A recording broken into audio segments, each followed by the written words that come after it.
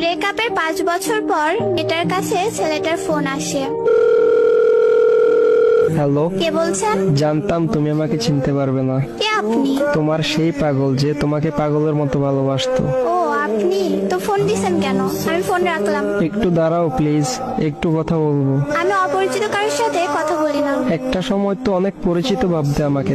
কালকে তোমার বিয়ে, তাই না? শুনেছেন যখন, তাহলে আবার বলছেন কেন? তোমার মুখ থেকে শুনতে চাই। ঠিকই শুনছেন, কালকে আমার বিয়ে। কি বলবেন বলেন। তোমার সাথে যেদিন শেষ কথা হয় সেদিন একটা কথা বলেছিলাম, মনে আছে? কি কথা? এটাও মনে নেই? বলেছিলাম যেদিন তোমার বিয়ে হবে সেদিন এই দুনিয়া থেকে হারিয়ে যাব। শুধু শুধু পাগলামি করবেন না। সত্যি আমার কপালটা একবারেই খারাপ। ভেবেছিলাম আমার মুখে কথা শুনে বলবে তুমি কি ভেবেছো, তুমি মরে গেলে আমি বেঁচে থাকবো, কিন্তু ভুল ভেবেছিলাম। তুমি তো আমাকে ভালোই বাসনি কোনোদিন। জানো, আমি একবারে একা হয়ে গেছি, বাসা থেকে চলে এসেছি। আমি